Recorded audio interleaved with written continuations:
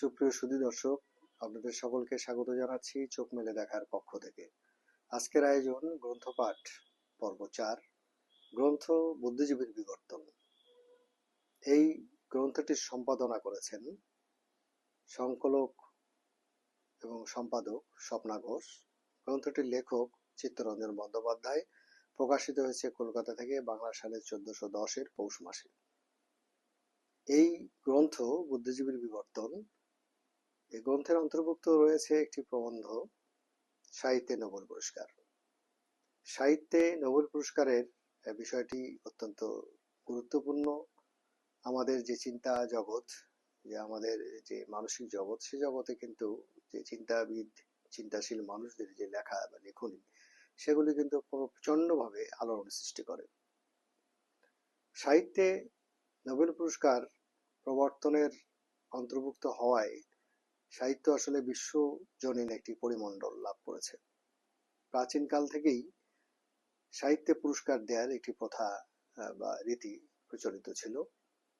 সেটি পর্যায়ক্রমে আমরা দেখি আলফ্রেড বেনহার্ড নোবেল, তিনি কিন্তু এই তার যে উল্লেখিত বা তার মৃত্যুর পরে যে উইল, সেই উইল অনুসারে 5টি আমরা জানি যে বিষয়ে এখানে নোবেল পুরস্কার দেওয়া হয়ে থাকে। প্রথমটি হচ্ছে পদার্থবিদ্যা, দ্বিতীয়টি হচ্ছে রসায়ন, তৃতীয়টি হচ্ছে চিকিৎসা বিজ্ঞান ও শারীরবিদ্যা, চতুর্থ হচ্ছে সাহিত্য, পঞ্চম হচ্ছে অত্যন্ত গুরুত্বপূর্ণ বিশ্ব শান্তি সৃষ্টির যে প্রচেষ্টা, অর্থাৎ শান্তি। এই শান্তির বিষয়ে নোবেল পুরস্কার দেওয়া হয়ে থাকে। 1969 সালে এর সঙ্গে যুক্ত করা হয় অর্থশাস্ত্র, এবং এই অর্থশাস্ত্রের পুরস্কারটি নোবেলের সিদ্ধান্ত না থাকলেও এখানে আমরা লক্ষ্য করি যে রয়্যাল ব্যাংক অফ সুইডেন, যেখানে তাদের 300 বর্ষ পূর্তি উদযাপন করছিল, ঠিক সেই সময় কিন্তু এটি তারা অর্থশাস্ত্রটি যুক্ত করে দেয়, এবং তখন থেকেই এই অর্থশাস্ত্রের পুরস্কার প্রদানের কার্যক্রম চলছে। এর মধ্যে যেটি উল্লেখযোগ্য সেটি হচ্ছে সাহিত্যে নোবেল পুরস্কারের মধ্য দিয়ে আমরা বিশ্বজনীন যে আত্মার প্রতিধ্বনি, সেটি কিন্তু আমরা পাই। তবে এটিও লক্ষণীয়, 1913 সালে রবীন্দ্রনাথকে নোবেল পুরস্কারের জন্য মনোনীত করার পূর্ব পর্যন্ত শুধুমাত্র স্ক্যান্ডিনেভিয়ান, আমেরিকা এবং ইউরোপীয় অঞ্চলে শুধুমাত্র নোবেল পুরস্কার দেওয়ার রীতি বা প্রথা ছিল।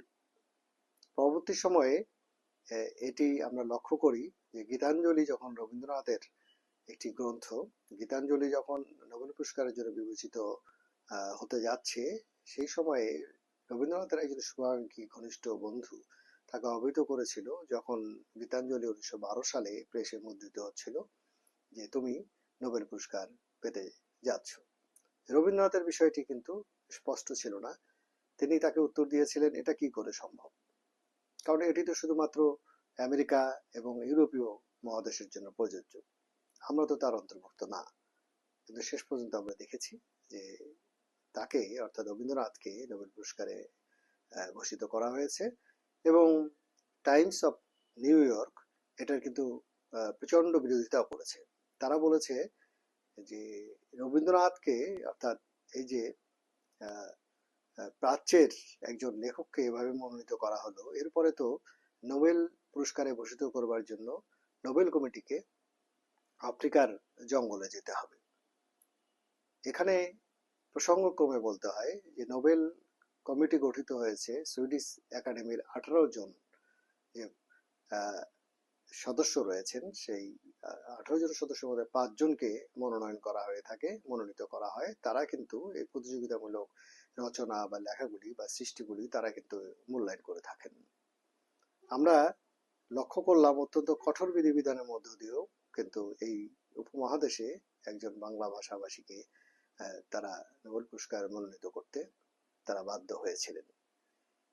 এখানে আরেকটি বিষয় উল্লেখ করা দরকার, যে নোবেল পুরস্কারের যিনি স্রষ্টা আলফ্রেড বেনহার্ড নোবেল, তিনি কিন্তু তার যে জীবনের পটভূমি সেটির সাথে যদি আমরা পরিচিত হই তাহলে কিন্তু বুঝবো তিনি কেন আসলে এই যে তার যে একটা চিন্তাধারা বিশ্বব্যাপী যে একটি প্রতিযোগিতা, সে বিষয়ে কিন্তু আমরা বুঝতে পারবো। তার মতবাদ ছিল যে বিশ্বব্যাপী একটা প্রতিযোগিতা হবে এবং যারা সাহিত্যে অত্যন্ত উদার দৃষ্টিভঙ্গির পরিচয় দিতে পারবে, মানুষের মনকে নাড়া দিতে পারবে, একটা মনস্তাত্ত্বিক পরিবর্তন আনবার জন্য অবদান রাখবে, তাদেরকে নিয়েই নোবেল যে প্যানেল গঠিত হবে এবং সেখান থেকে একজনকে মনোনয়ন করা হবে। আলফ্রেড বেনহার্ড নোবেল তিনি নিজে কিন্তু অত্যন্ত পরিশীলিত মনের একজন মানুষ ছিলেন। তিনি তার যৌবনে প্রচুর পড়াশোনা করতেন এবং লেখালেখিও করেছেন। এর মধ্যে তিনি উপন্যাস লিখেছেন, এর মধ্যে তিনি কবিতা লিখেছেন। এগুলির মধ্য দিয়ে তিনি কিন্তু আসলে তার যে মনোজগতের পরিচয়টা দিয়েছেন, নীতিবোধের, মূল্যবোধের আমরা কিন্তু তার মধ্যে সন্ধান পাই। সুপ্রিয় সুধী দর্শক, এখানে আরো অনেক কিছু বলার আছে, কিন্তু সেই বিষয়গুলি নিয়ে আমরা পরবর্তী সময় আপনাদের সাথে কোনো এক পর্বে আলোচনা করব। সুপ্রিয় সুধী দর্শক, আপনাদেরকে অনেক অনেক ধন্যবাদ। শুভরাত্রি, ভালো থাকবেন।